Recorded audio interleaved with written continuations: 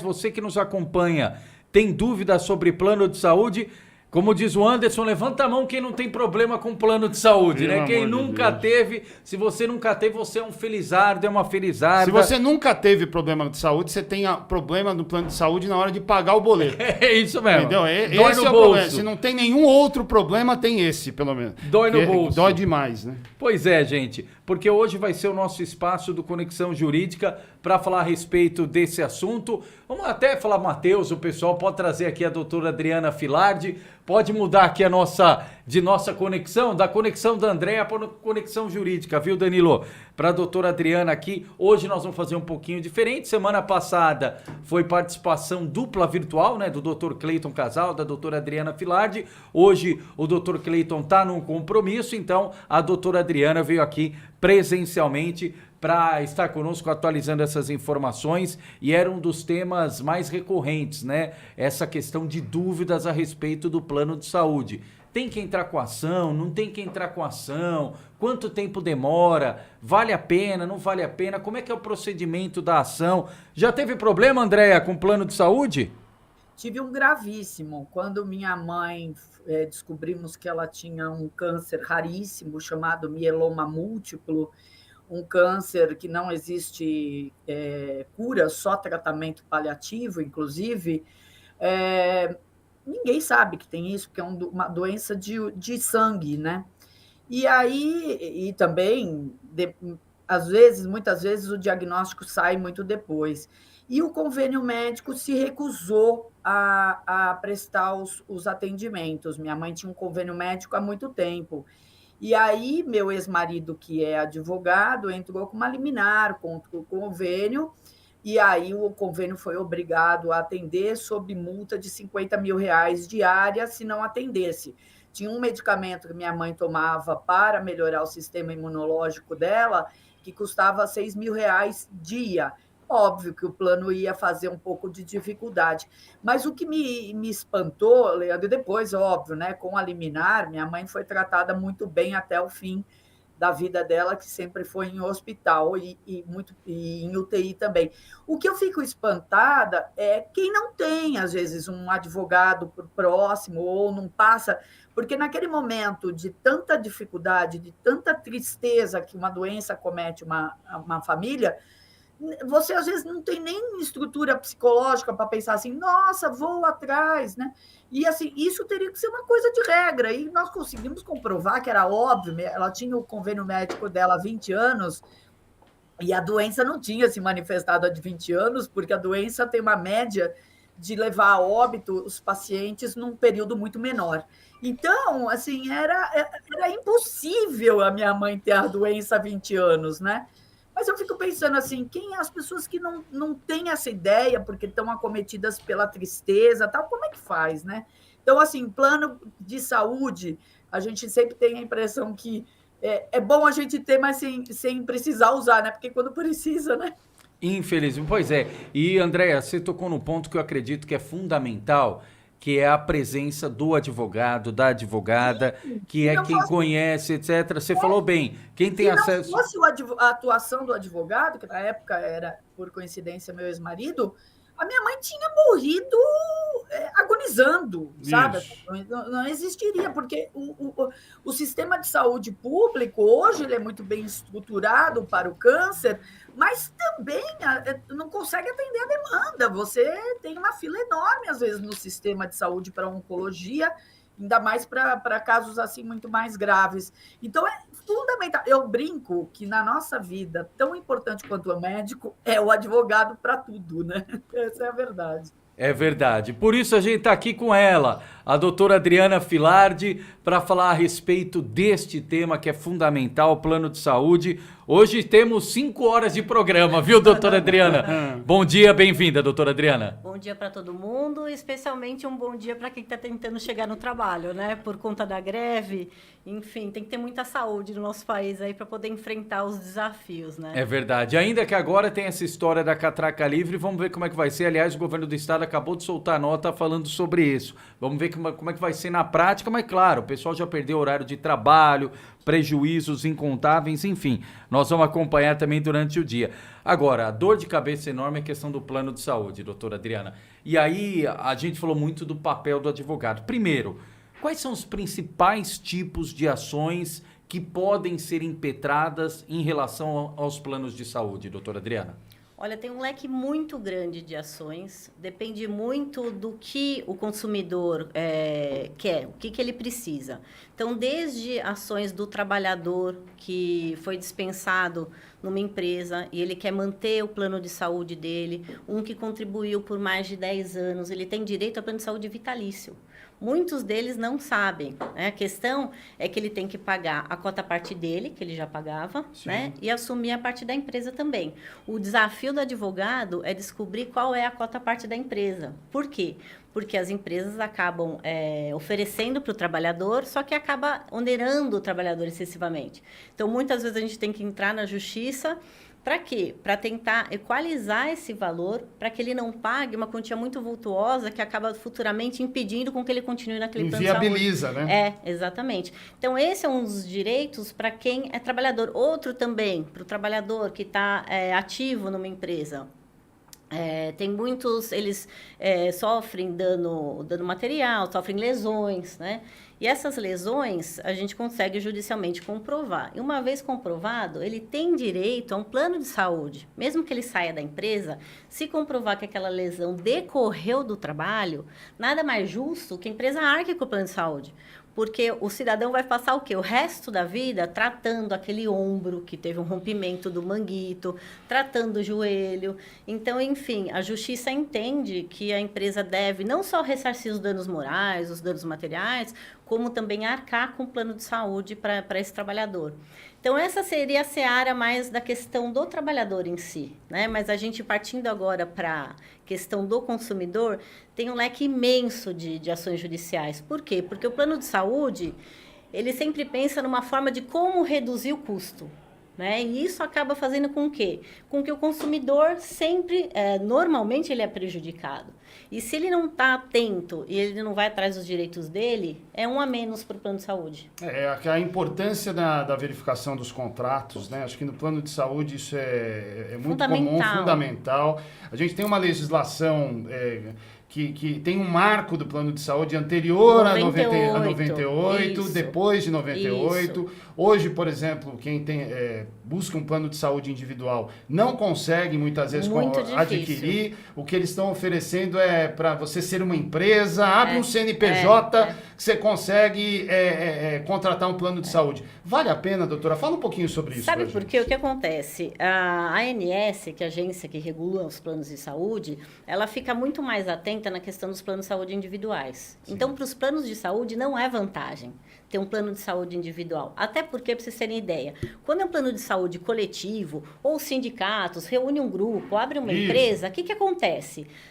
Normalmente, tem uma cláusula bem pequenininha nesse contrato que fala o quê? Que a empresa pode rescindir.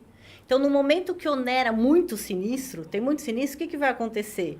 Eles simplesmente falam, olha, eu não quero mais vocês. E aí a pessoa fica sem proteção? Aí a pessoa fica sem proteção. Nossa. E vai na justiça, vai discutir, mas existe esse risco. Agora, no plano de saúde individual ou familiar, o que acontece? A empresa só pode rescindir em 2 casos. Ou comprovada a fraude do consumidor, ou quando ele fica inadimplente por mais de 60 dias. Então, você percebe a diferença de um para o outro e tem uma regulamentação toda para ver aumento. Né? Então, a Inés, ela tem muito mais cuidado com esse plano de saúde individual familiar do que no outro. Então, acaba não valendo a pena para eles. Esse de empresa, então, por exemplo, o reajuste é livre. Não, a ANS não interfere. Não, depende. Né? Ela tem um reajuste anual, só que eles têm que justificar. Só que, vou te dar um exemplo. Então, você pega uma empresa grande, né? Uma empresa grande até que não tem tanto problema, porque acaba absorvendo a sinistralidade. Agora, abre uma empresa pequena ou sindicatos, que é um número reduzido, o que vai acontecer? Se o plano de saúde consegue comprovar que a sinistralidade foi muito alta, ela consegue elevar acima não do permitido, mas ela consegue justificar o porquê que ela aumentou aquilo. Um aumento mais fora da curva. Significativo. Agora, é importante também falar, para quem está fazendo, o pessoal de 59, 60 anos, que o que o plano de saúde costuma fazer?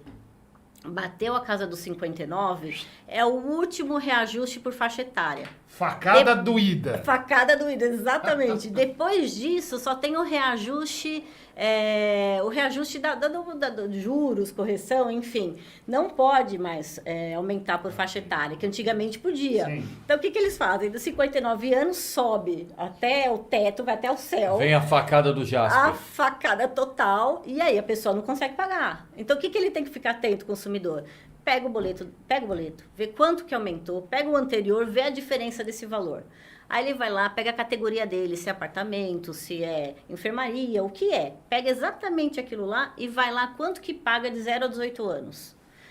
Tem que ser no máximo, o que ele vai pagar tem que ser no máximo 6 vezes mais, entendeu? Se for mais que isso, já é abusivo e já dá para ele entrar com uma ação judicial para pedir a redução e a diferença do que foi pago a mais. Bom saber disso, bom saber. Estamos aqui, ó, o pessoal do Instagram que está nos acompanhando ao vivo também, além de você no Facebook e no YouTube, o pessoal do Instagram não está vendo o GCzinho. Então nós estamos falando sobre plano de saúde, você que tiver dúvida, pode vir aqui, mandar sua participação, tirar a dúvida aqui com a doutora Adriana Filardi, o Adriel ali ao fundo, o pessoal do Insta também do escritório do Dr. Cleiton Casal, obrigado a todo mundo que nos acompanha. E agora nós vamos direto para a nossa participação virtual, Andréa Brock aqui conosco, direto do interior, daqui a pouquinho de volta ao ABC, também para fazer o questionamento. Vai lá, Andréa, doutora Adriana na escuta.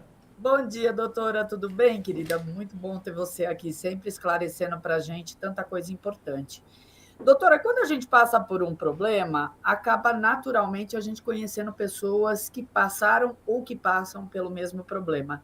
Eu uso muito esse caso da minha mãe, porque, graças a Deus, a gente obteve uma liminar muito rápido, né? Que era para continuar o tratamento dela, uma vez que era um tratamento oncológico muito agressivo. Então, mas mesmo assim, foi um trabalho insano do advogado na época, né? Eu fico pensando o seguinte, doutora, e no caso, quem o convênio médico diz que não é a responsabilidade dele, a pessoa não tem a mesma agilidade que se teve na época, e aí o paciente acaba vindo a óbito. Como é que se faz? Isso depois dá para processar, embora não adianta muito, porque o importante para a gente é a vida do nosso ente, ou própria. Mas o que é possível ser rápido nesses casos? E se não é rápido, se a pessoa vai a óbito, o convênio é responsabilizado de alguma forma? Andréa, bom dia, e foi muito importante você tocar nesse assunto, tá? A justiça, ela tem tido olhos muito importantes e rápidos sobre essa questão. Normalmente, as ações que são interpostas, né, na justiça, que a gente propõe, o retorno na justiça é muito rápido. Porque para garantir mesmo a vida do ser humano, né? O objetivo é esse. Então, mesmo naquela... não sei se vocês lembram, mas teve a história que o rol era taxativo, então ficou excluído uma série de uma série de tratamentos, tal. O que aconteceu? Mesmo naquela época, que hoje caiu, né, o rol é exemplificativo e não é mais taxativo, o que acontece? Você consegue entrar com uma medida judicial pedindo liminar, normalmente consegue, e não só para tratamento oncológico, como para outros. Cirurgias, já aconteceu do trabalhador ser mandado embora com uma cirurgia marcada, através de liminar, é possível conseguir com que ele faça esse tratamento, mesmo tendo sido desligado da empresa.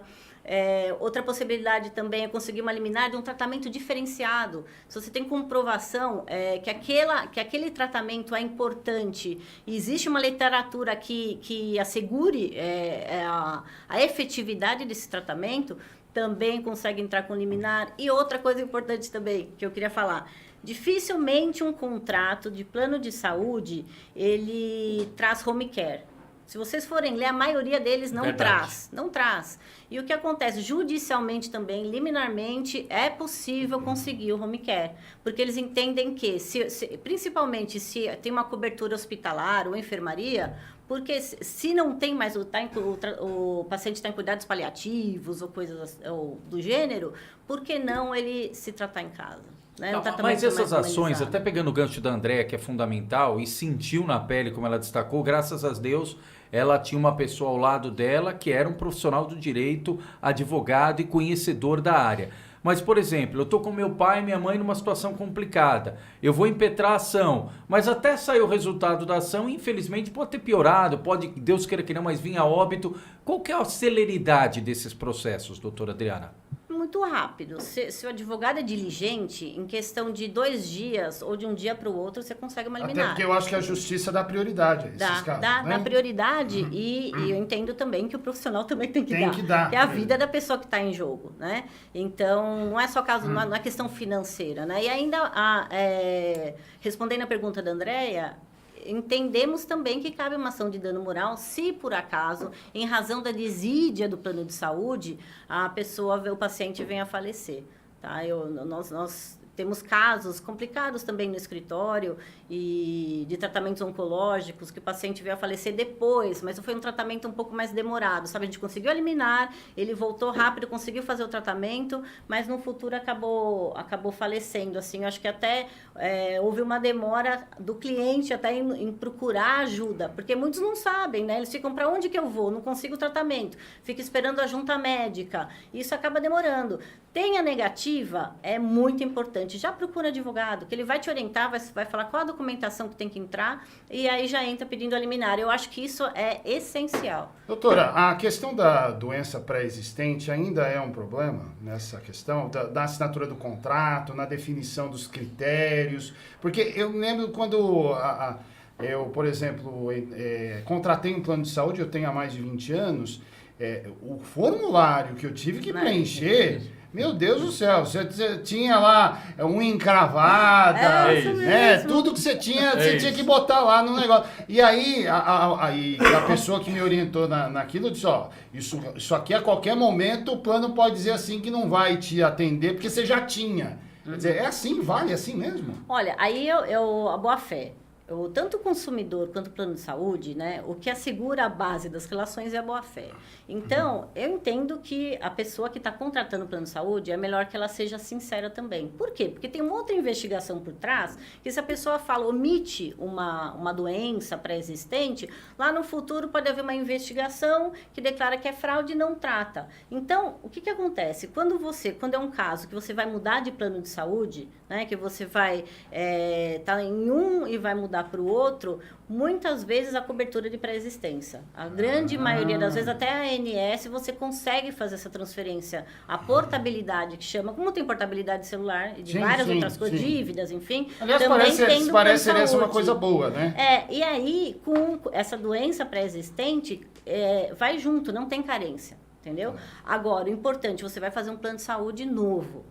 É mais seguro você falar a verdade e cumprir aquela carência e falar, olha, né, então, por doenças pré-existentes... mas existe uma carência, não pode existir uma negativa do plano de atender por causa da doença pré-existente. Não, o que acontece eu sou asmática, então eu aviso que eu tenho asma ali. Ele pode, em algum momento, se recusar, estou internado no hospital com algum problema. Ele pode falar, olha, sua carência é de 30 dias, supondo. Tá. Mas emergência, mas voltando... Isso é bom saber. Emergência, sempre obrigado a atender. E não importa qual é o hospital. Pode ser que a minha rede credenciada seja lá em São Paulo.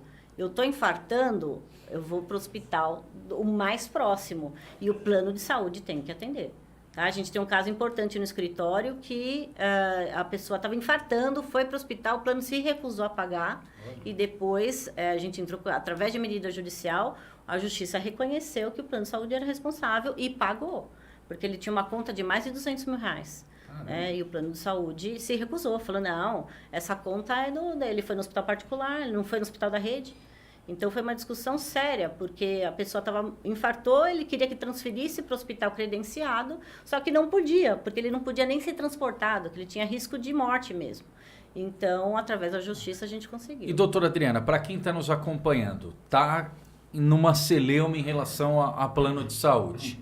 Primeiro passo, obviamente, procurar um advogado para ingressar aí com o processo judicial. Quais são as primeiras informações? Quais documentos? O que ele precisa ter para dar substância e para ter mais chance de ter êxito nessa ação? É muito importante ele ter o contrato, né?